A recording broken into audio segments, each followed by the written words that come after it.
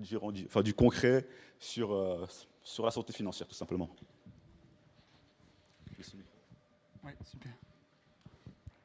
Alors, j'ai le plaisir d'inviter Martine Collin à me rejoindre. Bienvenue, on peut l'applaudir.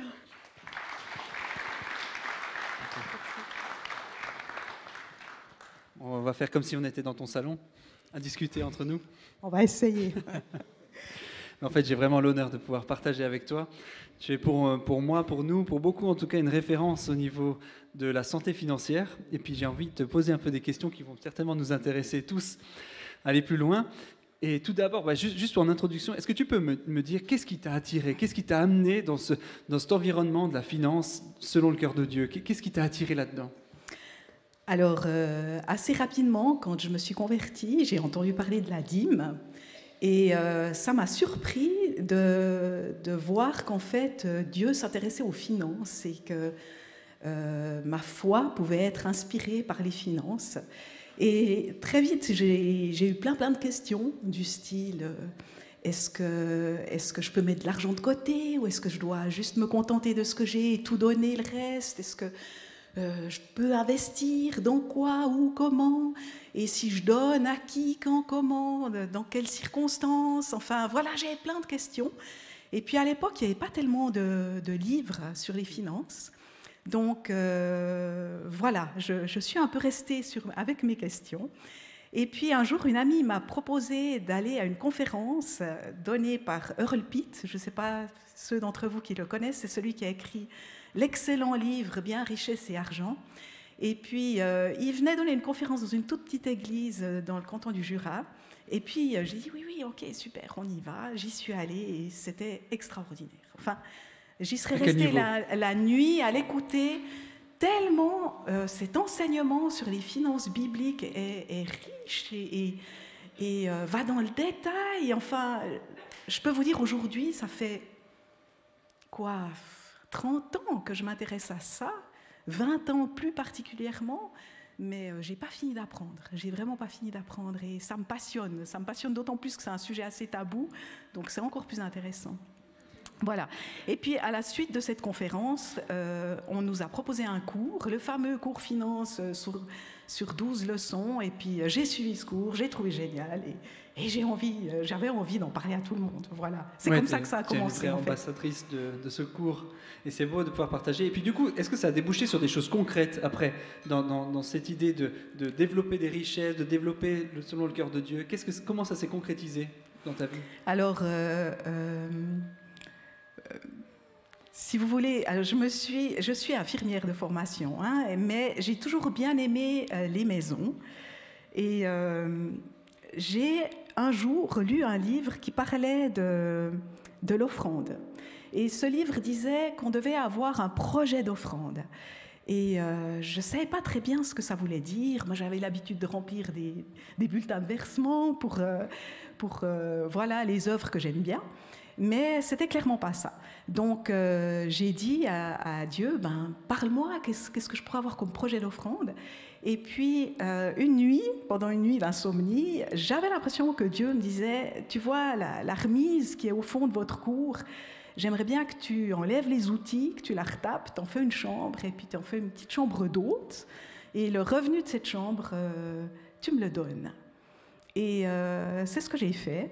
Avec l'accord de mon mari. Il est cool, mon mari. Parce qu'il n'était pas aussi enthousiaste que moi au début. Et puis, de fil en aiguille, ça a très bien marché.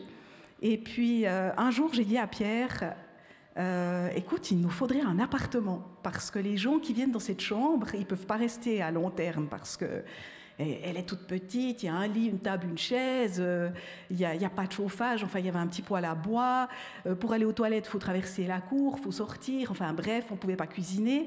Puis j'ai dit les gens qui aimeraient rester à plus long terme, il nous faudrait un appartement. Et Pierre m'a dit ok, parce qu'il est cool. Et puis le jour même ou le lendemain, enfin c'était très rapide, ma mère est venue vers moi et m'a dit, désespérée, Martine, mon propriétaire veut vendre la maison où j'habite. Il propose aux locataires éventuellement de racheter pour ceux qui seraient intéressés. Et puis voilà, elle était désespérée à l'idée de devoir déménager. Et j'ai dit, mais maman, c'est peut-être pour nous. Alors elle a fait des grands yeux parce qu'elle connaissait l'état de nos finances. Et puis, de fil en aiguille, on est devenu propriétaire de cette maison. C'est plein de miracles qui nous ont amenés à ça. Ce serait trop long à raconter, mais voilà. Et puis, on a eu cet immeuble, on en a acheté un deuxième. Et ce que je retiens de cette histoire-là, c'est que je suis partie du désir de vouloir honorer Dieu, de vouloir mieux le servir avec mes offrandes. On lui a offert une remise et en contrepartie, il nous a offert 2 immeubles. Et je trouve ça extraordinaire. Voilà. C'est génial parce qu'en fait, ça part pas. Et ce que je trouve génial dans ce que tu discutes, c'est que ça part pas juste d'une richesse que vous aviez énorme de base, que vous avez investi, et puis voilà, avec peu de mérite dans un certain sens. Oui, tout à fait. Au contraire, ça s'est fait petit à petit. C'est comme un peu dans cette parabole des richesses on en donne. Tu as été fidèle dans des petites choses, je t'en donnerai des plus grandes. Et je trouve que c'est un peu une belle illustration de ce que vous avez vécu en fait en famille, et de faire des petites choses, et puis Dieu bénit plus largement. Et c'est un principe aussi, je pense que tu dois aussi pouvoir enseigner ou transmettre, que cette fidélité dans les petites choses grandisse après derrière. Ou tu pensais simplement à un don que tu as reçu spécialement? Alors un don dans les finances, alors absolument pas. Je n'aime pas les chiffres, j'ai toujours été nulle en maths, mais je dirais que les calculs de base, plus, moins, divisé, fois, m'ont suffi pour gérer ces maisons. C'est accessible à tous, du coup. Et voilà, c'est ce que j'ai envie de dire, c'est vraiment accessible à n'importe qui, et rien me prédestinait à me lancer dans l'immobilier. C'est à peine si je savais ce que c'était qu'une hypothèque. J'en sais pas beaucoup plus aujourd'hui d'ailleurs, mais ce que je sais me suffit. Voilà. C'est moi qu'il y a des banquiers qui nous aident. Et qu'est-ce qui fait que tu penses que c'est si important, l'aspect financier, les finances dans la Bible? On voit que ça revient régulièrement, le terme, les illustrations. Qu'est-ce qui fait pour toi que c'est si important? Alors, ce que tu viens de dire, la Bible en parle abondamment, déjà dans l'Ancien Testament, et je trouve que dans le Nouveau Testament, Jésus appuie encore plus sur le clou. Enfin, quand on pense aux paraboles qui racontent pratiquement toutes, en tout cas une grande majorité des paraboles, parlent de près ou de loin d'argent. Et on voit que pour Jésus, c'est une grande préoccupation, notre gestion de l'argent, notre relation à l'argent. Et bien sûr, il a des paroles très, très intéressantes quand il dit, par exemple, que nul ne peut servir 2 maîtres. On ne peut pas servir Dieu et Mammon. Pourquoi Mammon? Parce que je pense bien que c'est celui qui est vraiment en concurrence dans notre cœur avec Dieu. Et le fait qu'ils disent aussi, là où est ton trésor, là est ton cœur. Et que les richesses... Les richesses qu'on doit accumuler, c'est les richesses du ciel.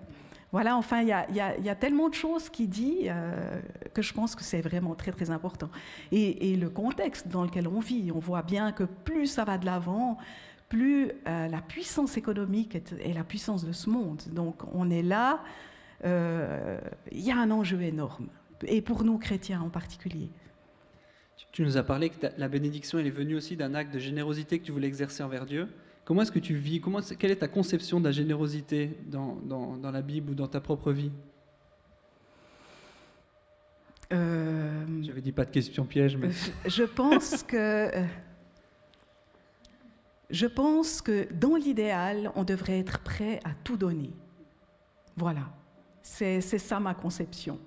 Alors, il ne nous le demande pas à tous de le faire concrètement, mais je pense que dans notre cœur, on doit se préparer à ça. Et je pense que c'est une énorme délivrance, une grande joie que de se dire « Oui, je crois aujourd'hui, Seigneur, que je pourrais tout te donner. » Il y a des jours où oui, il y a des jours où non.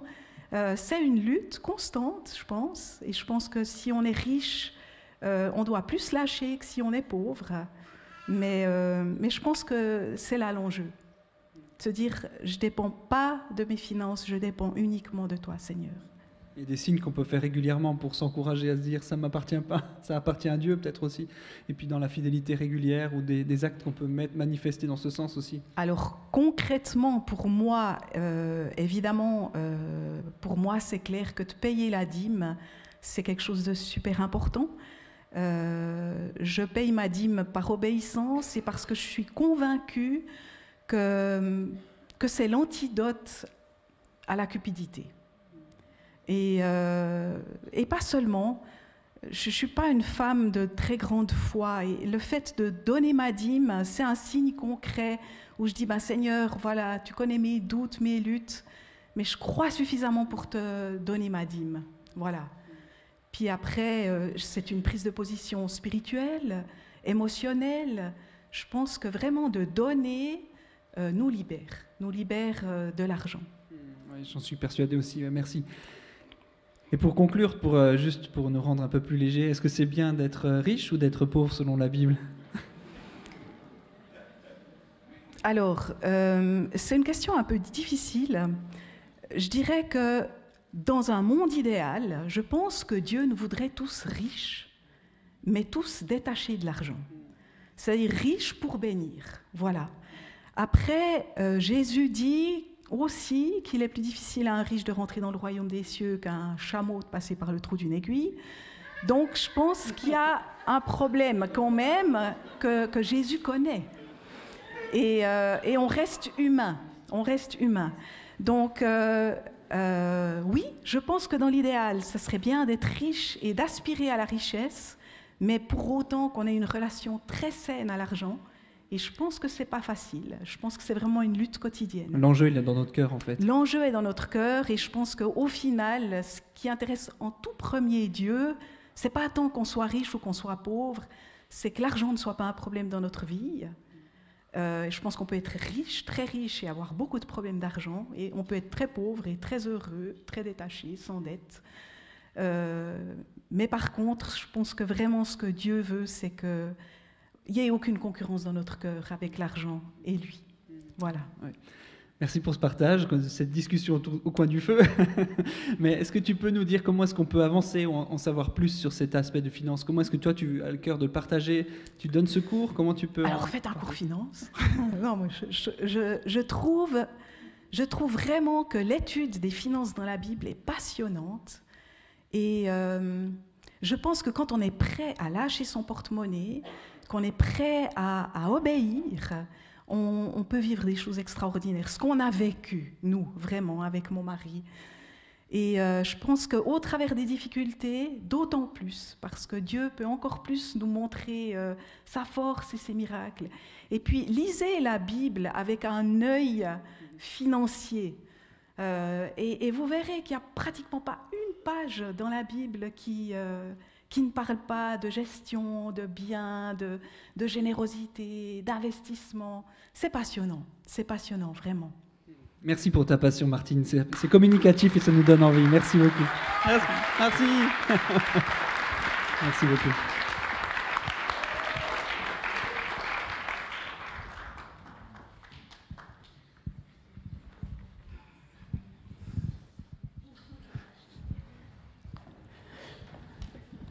Waouh!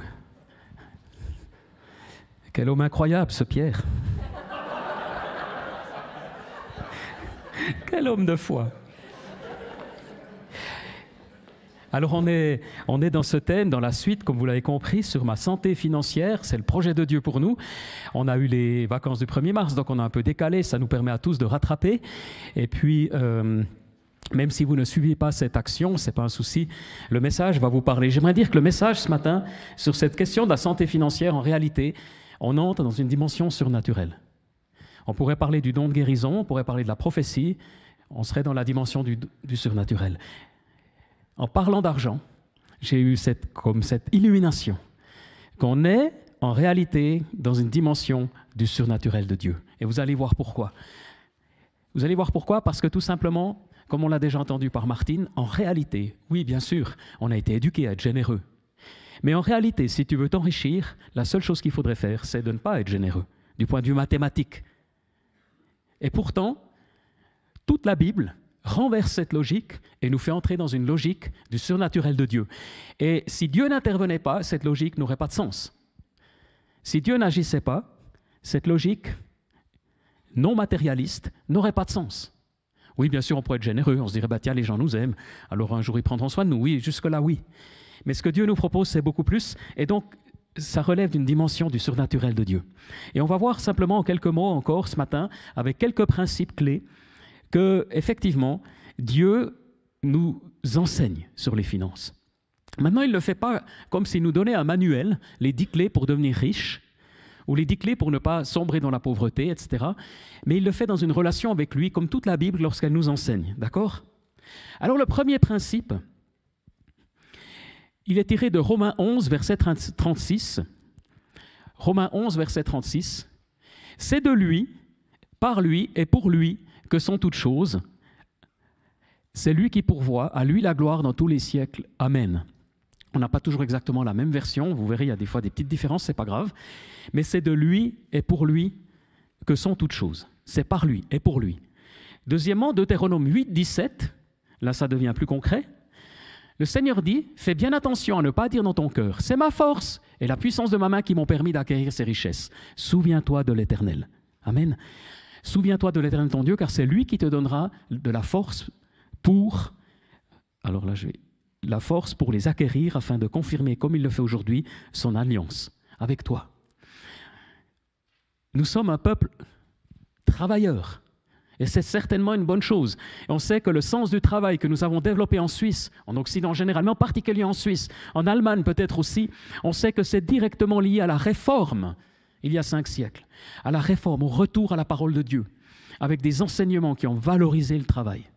Pourtant, premier avertissement ce matin, enseignement, ne pense pas que si tu es devenu riche, que si tu as un salaire conséquent, c'est grâce à toi. N'oublie jamais devant Dieu que c'est grâce à lui. C'est lui qui t'a donné la santé, les compétences et les circonstances. Amen. Ça ne veut pas dire qu'on doit sombrer dans la paresse. Je ne suis pas en train de dire cela. Évidemment qu'il y a un effort. Mais du point de vue spirituel, si tu n'avais pas eu les capacités de travailler, de faire une formation, tu n'en serais pas là où tu es aujourd'hui. Donc il y a toujours d'abord une attitude d'humilité. Parce que Dieu, en fait, souhaite que tu crées des biens, des richesses. Mais tout vient de lui. Vous savez, le riche, c'est toujours quelqu'un d'autre. Je suis frappé de rencontrer des gens qui sont passablement riches à mes yeux, mais ils n'ont pas du tout l'impression d'être riches, ils ont toujours l'impression que d'autres sont riches. En fait, on pourrait définir qu'être riche, c'est simplement avoir plus que le nécessaire. Être riche, c'est avoir plus que ce que j'ai déjà. À l'inverse, c'est ce qu'on dira nous. Bon, je répète, pour être clair. On pourrait dire qu'être riche, c'est avoir plus que l'indispensable, le nécessaire. Et probablement qu'ici, 90%, on est riche de ce point de vue-là. On a tous un peu plus ou beaucoup plus que l'indispensable. C'est vrai, Régis ? C'est vrai, merci. Mais pour nous, être riche, c'est pas ça. Être riche, écoutez bien, c'est avoir plus que ce que j'ai. Je serais riche si j'avais plus. Je suis pas déjà... Qui est riche ce matin? Ah ouais, oh. Ah ouais, vous êtes spirituel. Ouais, vous avez déjà un petit peu suivi l'enseignement. Non, mais c'est... Qui est très riche? Ouais, Yvette, bien sûr. Alors c'est bien parce que si vous avez des besoins financiers, vous pouvez aller vers elle.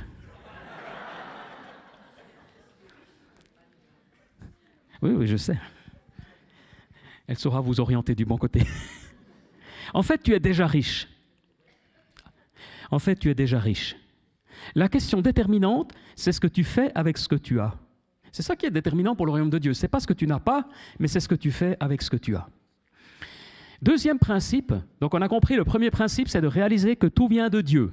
Et ce n'est pas simplement une attitude, comment dire, je ne sais pas, ultra spirituelle. J'ai été frappé quand vous allez, par exemple, dans l'Oberland bernois, dans le canton de Fribourg aussi, ou dans certaines régions un peu montagneuses, vous avez les vieux chalets, vous avez les anciennes maisons, et il y a toujours des déclarations spirituelles, écrites souvent en gothique, le plus souvent en allemand. Il y a toujours cette idée, travaille, plante, sème et fais confiance à Dieu.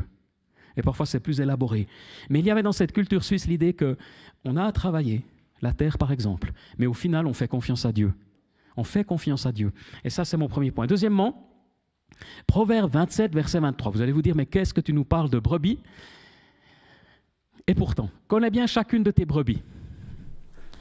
Donne tes soins à tes troupeaux, car la richesse ne dure pas toujours. Une couronne se transmet-elle indéfiniment? Le foin est récolté, la verdure reparaît, et les herbes des montagnes sont rassemblées. Les agneaux servent à t'habiller, Les boucs à payer un champ et le lait des chèvres suffit à ta nourriture, à celle de ta maison et à l'entretien de tes servantes. Qu'est-ce que ce Salomon est en train de nous dire? Lui qui était immensément riche, l'homme le plus riche de son époque. Il nous dit tout simplement, connais bien chacune de tes brebis. Peu d'entre nous ici ont des brebis, matériellement. On a des agriculteurs. Mais évidemment qu'à l'époque, si tu voulais connaître la richesse de quelqu'un, c'était simple. Tu comptais le nombre de son bétail, son cheptel, la quantité des brebis, la quantité des bœufs, la quantité, je ne sais pas moi, des chameaux. Et ça te donnait une indication, comme pour Job, qui à la fin de sa vie recevra le double. C'est la façon de compter. C'est tes comptes en banque. Connais bien l'état de tes comptes en banque. Ou de ce que tu as mis sous le matelas, par exemple. Ou du coffre-fort à la cave, je ne sais pas comment vous êtes organisé. La première chose, c'est de connaître. Dieu nous dit, mais connais ça. Établis un budget. Pourquoi? Parce qu'établir un budget, écoutez bien, c'est le moyen que tu utilises pour dire à ton argent ce qu'il doit faire, plutôt que d'être surpris par ce qu'il fait. Donc, le principe d'avoir un budget, c'est de dire à ton argent comment ton argent va te servir, plutôt que d'être surpris où il est passé, où il a disparu. Ça va éviter les achats compulsifs. Tu entres dans un magasin, tu ressors avec un objet que tu n'avais jamais prévu acheter, parce que tu es guidé par les émotions du moment. Proverbe 21, verset 1. Celui qui s'applique à élaborer des plans connaîtra l'abondance. Celui qui agit précipitamment connaîtra la disette.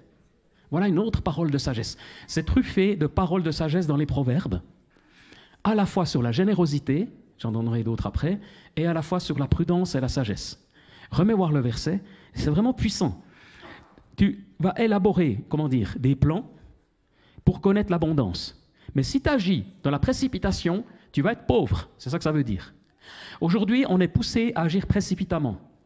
J'ai eu des discussions intéressantes avec plusieurs personnes concernant les crypto-monnaies, concernant les NFT, concernant toutes sortes de choses qui nous sont proposées aujourd'hui. On va dire que comme l'argent, comme les billets de banque, que ce soit numérisé ou que ce soit encore les vrais billets, ce n'est pas là le problème. La Bible déclare « L'argent est la racine de tous les maux ». C'est vrai ou c'est pas vrai? Et en fait, elle dit « L'amour de l'argent est la racine de tous les maux ». L'amour de l'argent. Ce n'est pas l'argent le problème, mais c'est l'attachement qu'on lui prête. Donc, moi, la question à l'heure actuelle, avec toutes ces nouvelles technologies d'un côté, ces nouvelles façons de gagner, on nous promet des richesses rapides, mais la Bible nous dit, mais fais attention, on a lu dans Proverbes. Moi, je suis un peu conservateur sur ces questions-là, mais conservateur au sens un peu, je suis prudent, parce que je ne pense pas à l'enrichissement rapide et facile. Ça peut arriver que vous gagnez au loto, ça peut arriver. J'ai appris qu'en France, 10% de la population maintenant a des crypto-monnaies. Mais de manière intéressante, 80% de ces 10%, pour l'instant, ont perdu. Mais c'est assez logique, parce que si ça marche, c'est que quelqu'un doit s'enrichir. Et ça ne va pas être vous et moi, à moins que vous soyez un bon spécialiste, un bon connaisseur. Mais probablement que dans ces choses-là, au-delà de la méthode de transaction, il n'y a pas de souci. Mais celui qui pense gagner rapidement, sans fournir de réels efforts, il y a un souci, c'est ce que la Bible nous dit. Donc c'est mieux d'élaborer des plans. Troisième principe, si tu souhaites la bénédiction dans tes finances, tu vas redonner les 10 premiers % au Seigneur. C'est ce que Martine a dit tout à l'heure par la dîme. Et comme elle, d'ailleurs ça fait bien une trentaine d'années qu'on se connaît, quand je me suis converti à l'âge de 17 ans, on était avec des amis, on vivait un réveil, mais pour moi ça a été une évidence, liée à mon éducation, qu'à partir de ce moment-là, je donnerais ma dîme, de l'argent que je recevais de mes parents, de celui que j'allais gagner en entreprise par la suite. Pour moi, ça a été un principe. Du coup, ce n'est pas difficile aujourd'hui. Néanmoins, c'est difficile. Si vous rencontrez le Seigneur, vous avez 40 ans, 30 ans, 50 ans, puis vous dites comment? Et là, il y a un saut de foi que je comprends être compliqué.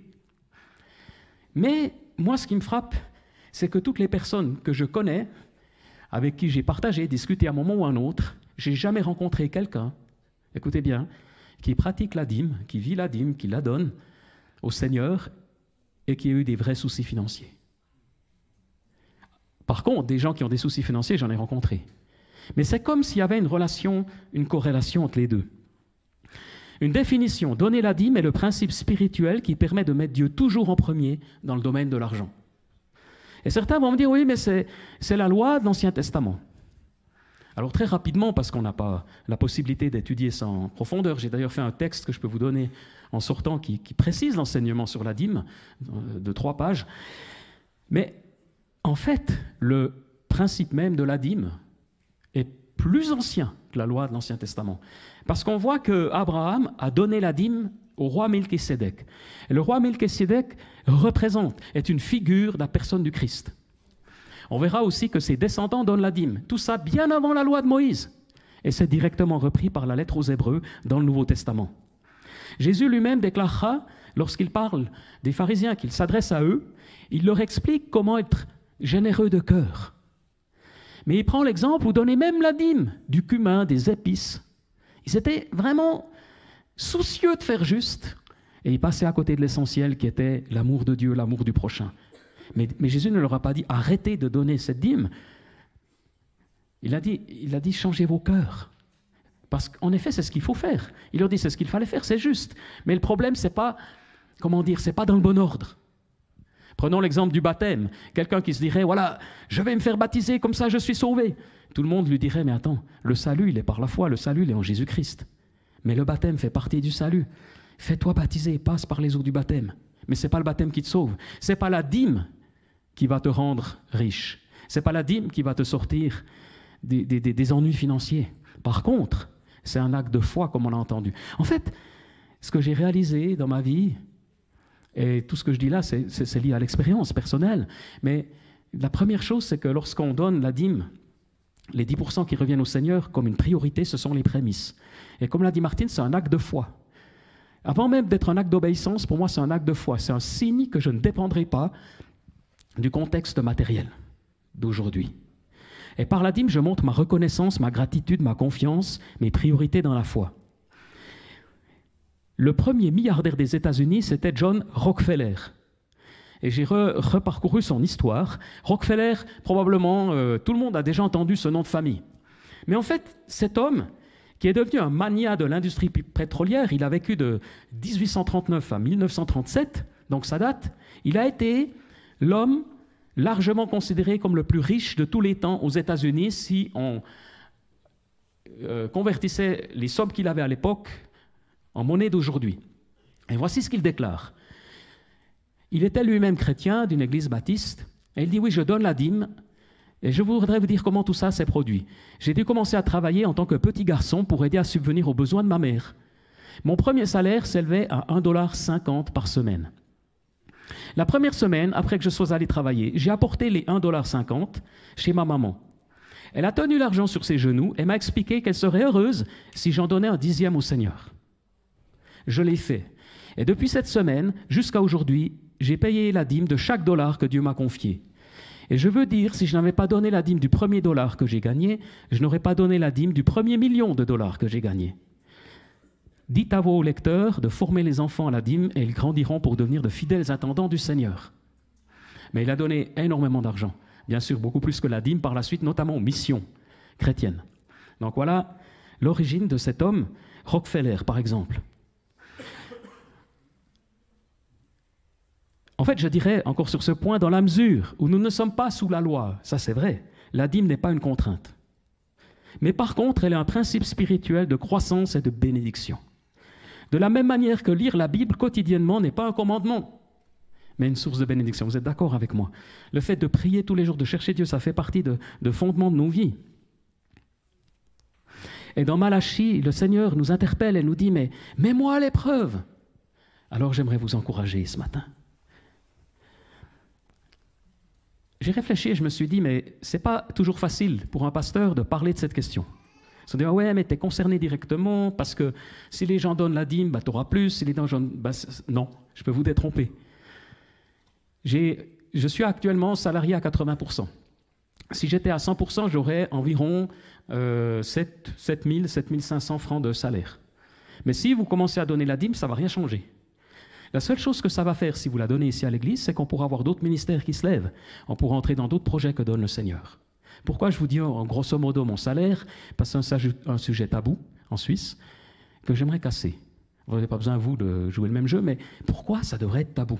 Pourquoi c'est aussi secret? Si je pose la question à Régis, tu habites où? À la Chaux-de-Fonds, à quelle adresse? Avenue Léopold Robert, à quel numéro? Oui, il ne sait plus. Bon, enfin. Mais ce n'est pas un secret. Mais si je te posais la question, mais je ne vais pas le faire, parce que je n'aimerais pas te mettre mal à l'aise ni personne, ton salaire s'élève à combien?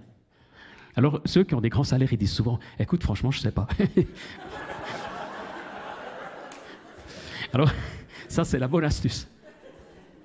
Mais on n'aime pas le dire. Les seuls qui osent le dire, c'est les retraités. Parce qu'ils ont moins qu'avant, donc ils sont tout conscients. Mais en Suisse, c'est très difficile de dire qu'on a un bon salaire. Moi, j'ai dû faire des recherches pour savoir un peu... parfois, je pose la question à certains, des ingénieurs comme ça. Et puis, alors ça les met un tout petit peu mal à l'aise, mais c'est pas grave. Et je demande, mais toi, tu gagnes combien? Mais maintenant, ça évolue quand même, donc on obtient quand même le montant. Pourquoi je fais ça? Parce que je me dis, mais c'est pas juste que ce soit un sujet tabou. Et ça permet aussi de se situer et de réaliser que nous sommes tous, probablement ici, à 90%, riches ou relativement riches et aisés. Pourquoi je vous dis ça? Parce que dans l'époque de l'histoire humaine, c'est une fenêtre relativement petite durant laquelle vous pouvez travailler 42 heures et subvenir aux besoins de votre famille. Puis vous direz, oui, mais bon, ça ne suffit pas, mon épouse travaille à mi-temps. Mais en général, quand on fait ça, on a 2 voitures, on a encore bien des belles vacances. Mais théoriquement, et c'est très bien, ou vice-versa, certains diront peut-être non parce que c'est une situation compliquée, ça je reconnais. Mais globalement, avec 42 heures de travail, on vit. Mais c'est unique dans l'histoire humaine. C'est pour ça que je dis qu'on est dans une certaine manière bénéficiaire, privilégié.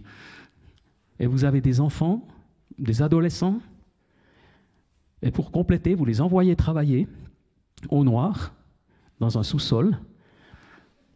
Non, ce n'est pas indispensable. Il peut faire des études, il y a des solutions. Et puis vous avez... Donc, les temps ont changé. Et ça, c'est une grâce du Seigneur.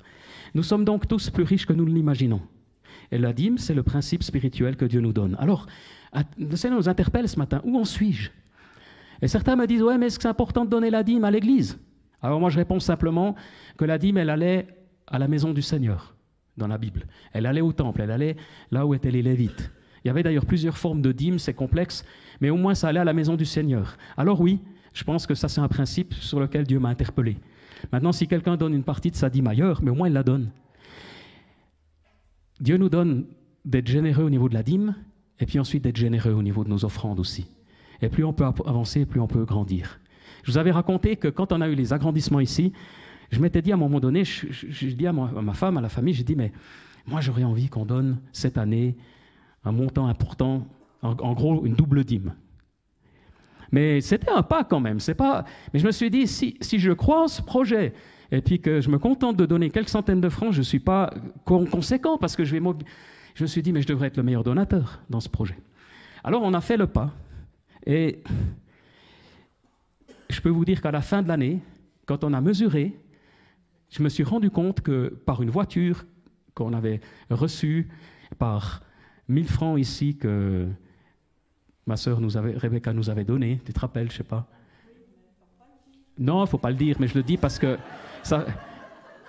c'était surprenant, parce que tu l'avais reçu du Seigneur, c'est pas on s'en fiche du montant, mais on avait, et puis après, alors que ça n'était jamais arrivé en 25 ans, elle me dit, ouais, j'ai eu ça à cœur.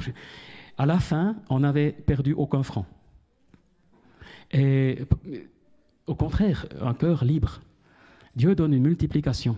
Alors, ce n'est pas qu'on a reçu 100 000, mais on n'en aurait pas eu besoin non plus. Certains vous disent dans les livres américains, voilà, j'ai donné 10 000 et Dieu m'a donné un avion. Alors, c'est très bien. Moi, mon exemple, il est de quelqu'un qui est déjà, au niveau planétaire, riche et aisé. Je n'ai pas besoin d'avoir 100 000 de plus, ce n'est pas ça. Mais simplement, ça m'a touché de me dire, ben, ces actes de foi que Dieu nous permet de vivre, Dieu les honore et Dieu les bénit. Alors oui, on va être généreux et continuer. La générosité, les offrandes sont aussi mentionnées dans la Bible, et c'est ce que notre cœur, comment dire, être généreux, c'est une autre manière d'être riche. C'est le coup de cœur. C'est le coup de cœur. C'est pas ce qui revient à la maison du Seigneur, mais c'est le soutien aux œuvres chrétiennes, aux missions, aux œuvres humanitaires. C'est le soutien avec sagesse peut-être à des mendiants, à des gens déshérités, à des situations où Dieu nous permet aussi de, comment dire, de contribuer. De contribuer. Et à ce propos, il y a un verset qui m'a bien interpellé et qui va vous encourager aussi. C'est 1 Timothée 6, verset 17. C'est tout à la fin pour l'affichage. 1 Timothée 6, verset 17. Écoutez bien. Aux riches, aux membres du centre de vie, ordonne de ne pas être orgueilleux et de ne pas mettre leur espérance dans les richesses incertaines, mais dans le Dieu vivant qui nous donne tout avec... On va s'arrêter là. Qui nous donne tout avec abondance pour que nous en jouissions. Et là, on a une vérité biblique. Il n'y a pas de honte à être riche. Peut-être certains parmi nous sont bien plus riches qu'on l'imaginerait. Il n'y a pas de honte. Si Dieu t'a béni, Dieu t'a donné beaucoup pour en jouir. Puis après, la suite du texte, elle nous dit comment vous comporter. Ordonne-leur, donc à ces personnes riches, de faire le bien, premièrement. Deuxièmement, d'être riche en belles œuvres. Quand tu parles des belles œuvres, c'est toujours la générosité. De se montrer généreux, prêt à partager. Ils s'assureront ainsi en guise de trésor de bonnes fondations pour l'avenir, afin de saisir la vie éternelle. Et donc, tout est là. Dieu nous donne avec abondance, parce qu'il nous rend gestionnaires et nous permet de bénir d'autres personnes. Et comme le disait Martine, je suis persuadé, plus on va donner, plus Dieu va nous confier des richesses plus importantes qui nous permettront de bénir d'autres encore.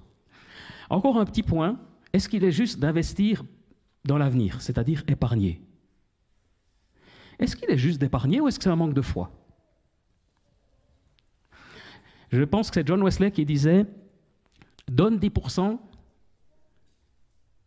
épargne 10%, et puis il y avait encore 10 autres pourcents, mais je ne sais plus ce qu'il faisait avec. Enfin, il y avait 30%. Mais son idée, c'était ça, par rapport au super... C'était aussi de s'accorder, je crois, 10%. Mais il disait toujours, épargne, épargne. Déjà, à l'époque aussi, dans un grand mouvement de réveil. Alors, on va voir, il est dit, par exemple, dans Proverbe 21-20, « De précieux trésors et de l'huile sont dans la demeure du sage. » Proverbe 21, verset 20. « Mais l'homme insensé les engloutit. » À l'époque, faire des réserves, ben, c'était ça.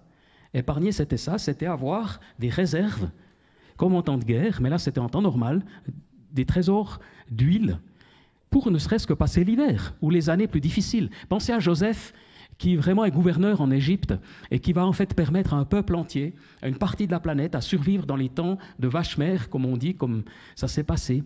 Et durant ces 7 années de détresse, il n'y aura pas la famine en Égypte parce qu'ils ont épargné. En fait, pose-toi la question avant d'acheter. Est-ce que j'en ai réellement besoin? Si tu n'en as pas réellement besoin, ne l'achète pas. Épargne. Parce que lorsque tu épargnes, l'argent travaille pour toi. Lorsque tu épargnes, l'argent travaille pour toi. À l'inverse, beaucoup de gens travaillent pour leur argent.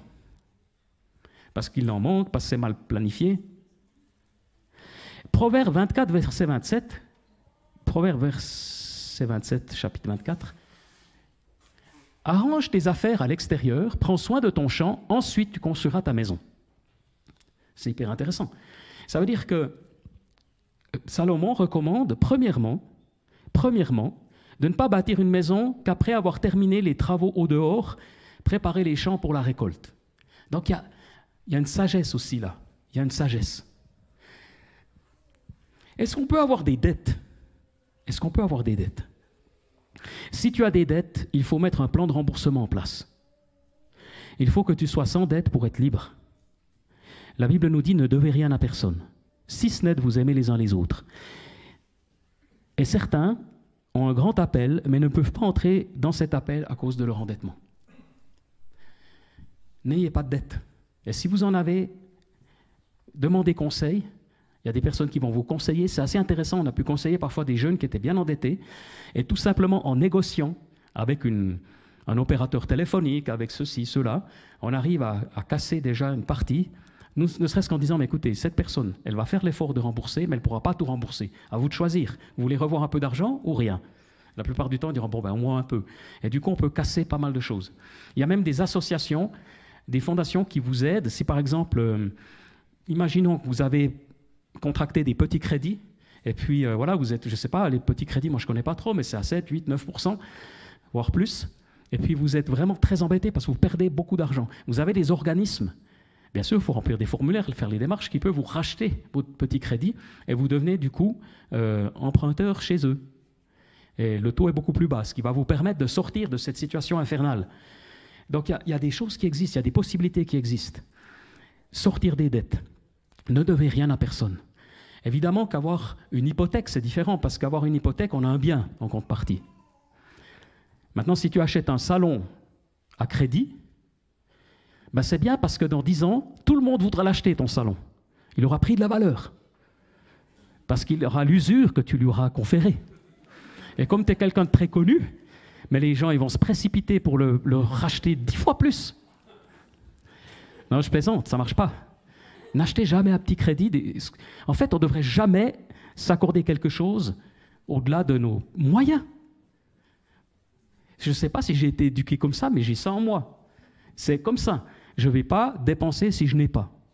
Ça, c'est un principe.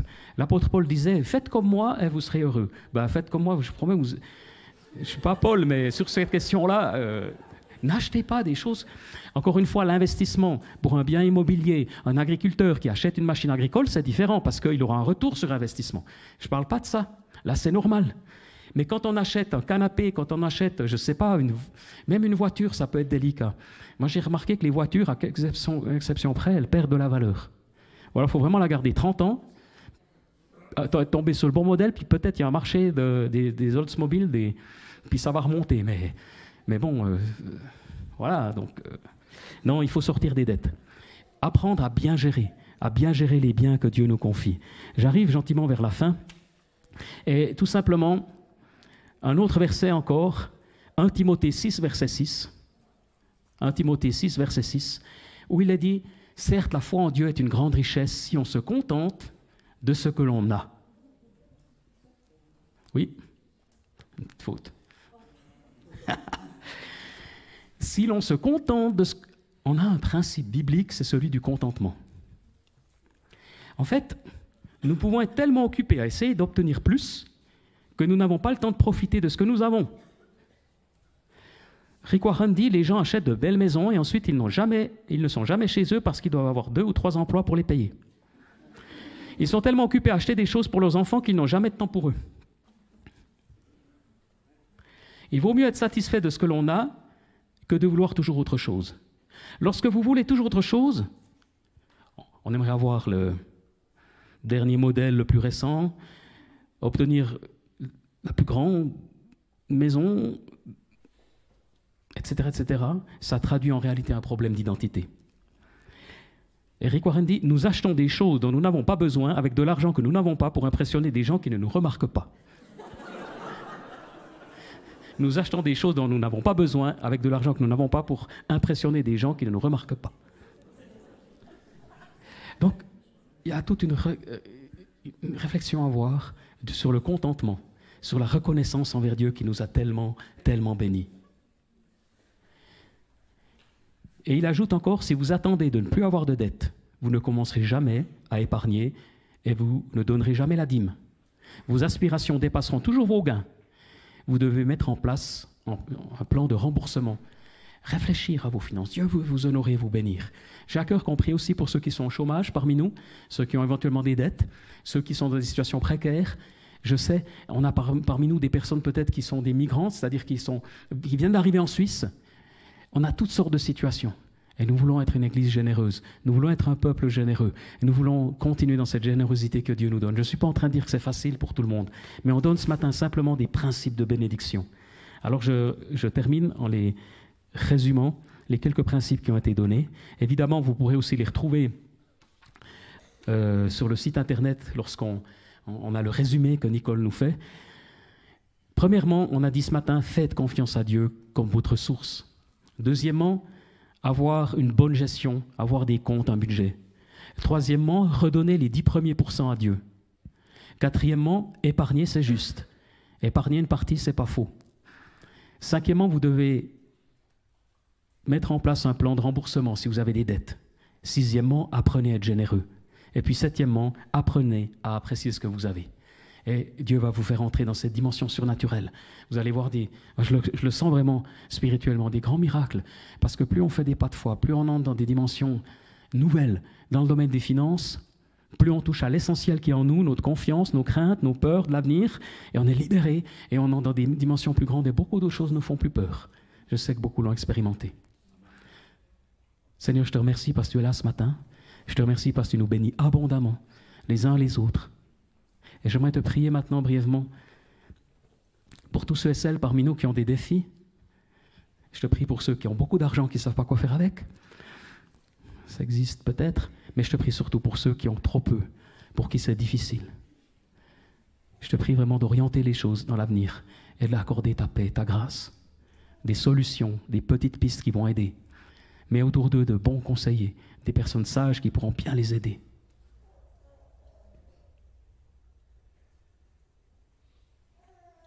On a encore un petit témoignage de Gaëtan, c'est juste? Viens. Gaëtan nous a dit « Ah, moi j'ai des choses à dire sur les finances. »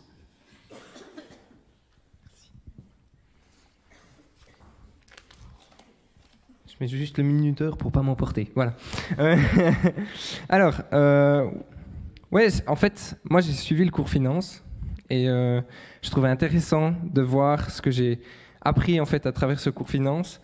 Et puis, alors, dès mon enfance, en fait, il y a un principe qui m'a été inculqué par mes parents, c'est la dîme.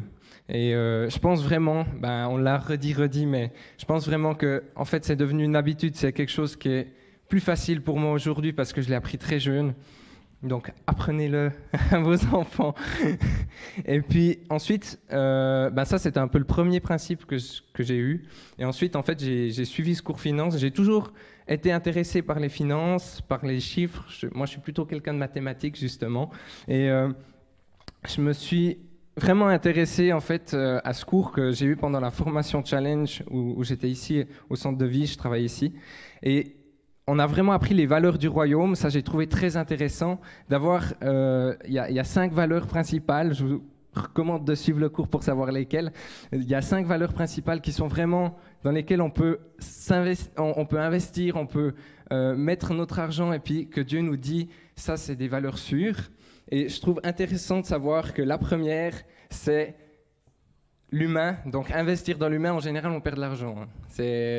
C'est donner de l'argent pour des personnes qui en ont besoin. Et en fait, on perd de l'argent, mais Dieu nous dit, ça nous sera rendu. Et ensuite, on a appris plusieurs principes divins qui ont été dits la plupart aujourd'hui, que j'ai trouvé très intéressants et puis que j'ai pu vraiment appliquer à ma vie. J'ai trouvé aussi intéressant parce que moi, je suis au début. Moi, je n'ai pas les années d'expérience, je ne suis pas entré là-dedans alors que j'ai déjà beaucoup d'argent ou quoi. Et puis, en fait, ça me permet de voir à long terme, de voir qu'est-ce que je veux construire, dans quoi je veux investir pour que quand j'aurai 50, 60, 70 ans, ça puisse fonctionner encore. Et ce que j'ai le plus à cœur, c'est de tout laisser à Dieu. On a vraiment appris ça. Dieu a tout entre ses mains, tout appartient à Dieu. Et en fait, moi, ça m'a beaucoup touché parce que je me suis dit, mais si tout appartient à Dieu, moi, je suis le gérant. Et si une fois je fais une erreur, Dieu va me guider, va m'aider à rectifier cette erreur. C'est lui qui va aussi, s'il y a quelque chose qui est perdu, et que c'est pas de ma faute, ça peut aussi me dire, je peux me dire, voilà, c'est Dieu qui a guidé les choses comme ça, et j'ai pas à m'inquiéter parce que je suis gérant, j'ai vraiment une responsabilité, ça je l'ai compris, mais Dieu est là aussi pour me permettre d'avoir cet argent, de gérer cet argent. Et moi, j'ai trouvé très intéressant. Vraiment, j'essaie d'appliquer ça. Et ce que je dirais surtout, c'est que je ne manque pas du nécessaire. J'ai vraiment cette confiance en Dieu que Dieu peut me donner. Aujourd'hui, j'ai un travail qui me rapporte bien assez d'argent. J'ai mes parents qui me soutiennent aussi financièrement, pas en donnant parce que j'ai un salaire, mais en me permettant d'épargner plus pour pouvoir faire d'autres études plus tard. Et moi, j'ai vraiment à cœur de tout cet argent que j'épargne, que ce soit pour mes études, et je me suis fixé des objectifs, et ça m'aide vraiment aussi pour plus tard, pour savoir où est-ce que va mon argent, qu'est-ce que je veux faire avec. Et je pense vraiment, je vous encourage encore une fois à suivre le cours, qui est hyper intéressant. Et ouais, en fait, c'est comme disait Martine, c'est juste tellement fou de voir ce que Dieu peut faire avec notre argent. Tellement on peut bénir et bénir et bénir. Et voilà, c'était ça mon petit témoignage d'encouragement.